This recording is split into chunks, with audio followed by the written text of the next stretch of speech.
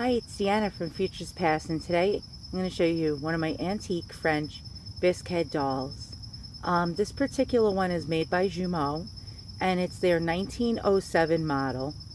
And in 2011, for the first time, I went to a big, gigantic doll show at a huge hotel on Long Island, and I never did anything like that before, and I took a few of my dolls, and this particular Jumeau doll ended up winning third place in the French doll category. My other French doll, which was another Jumeau, won first place, and not only did she win first place, that other doll won best in show. And I had two other dolls. They were German, and one of my Kästners won first place in the German category, and another one of my dolls, which was I forgot what kind. It was German though.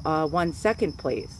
So I really cleaned up that day, and I never win anything. I'm one of those people at any contest I go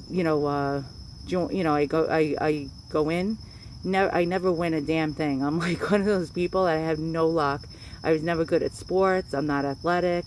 The only thing I ever got in my life, like award-wise, besides that, was like the honor roll in school. So that day, I was so excited. I felt like I won the lottery. I was on the local news. I was like, being interviewed, and it really, really, really was a magical day for me. So back to the doll. So she's made by Jumeau, and she was one of their latest models before they stopped making dolls. I believe she was made in 1907. I think at the time SFBJ, which was a syndicate of doll makers in France, who had gotten together when they were no longer making a profit because the German doll manufacturers were reigning supreme. They got together because they could no longer really do it on their own, and Jumeau was one of them that joined, and I think she was made in that factory with all the other collaborators in the French doll toy industry. She's not as beautiful as their earlier models when they were collaborating on their own and making their own dolls, but nonetheless she is very pretty. She has, let's see, a mohair wig that's original to her. She has brown glass eyes, an open mouth with teeth, very thick multi-stroke eyebrows, upper and lower painted lashes. She's wearing a silk dress with layers of lace, and let me lift up the ribbon a second to show you. She's missing a shoe, and I made her hat. So I took a straw hat from the craft store, and I got ostrich feathers, antique ribbon, antique silk flowers, and I made her a little hat.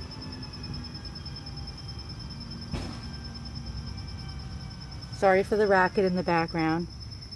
Every time I do a video, something goes on. Whether it's the neighbor's weed whackers, lawnmowers, planes flying above. So I apologize.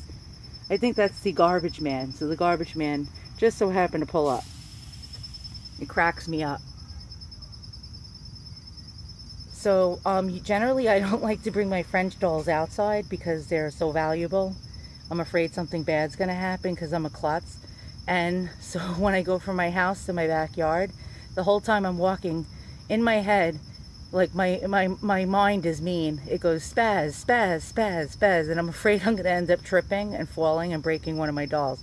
Which, to tell you the truth, that happened to me once before. I had this gorgeous German Bisque Kästner doll. Oh my God, she was beautiful. I just got her. She just came in the mail from an order I placed on eBay. She was mint. She had beautiful clothes. I mean, she was one of my most exquisite Kästner dolls. She was a 154 model. And I'll never forget to this day, I tripped and I fell. She flew up in the air. Her head bounced off on the floor. Her head bounced on the floor like a basketball, and her head shattered into a million pieces right before my eyes. And all I had left, besides a head that was pulverized into powder, was her body and her beautiful dress. And I cried. I'll never forget, I sat there and I cried like a 2-year-old baby. And I felt like I needed to never, ever, ever touch another antique doll again. And I'll be honest with you, I am petrified of touching my antique dolls. It's like a phobia.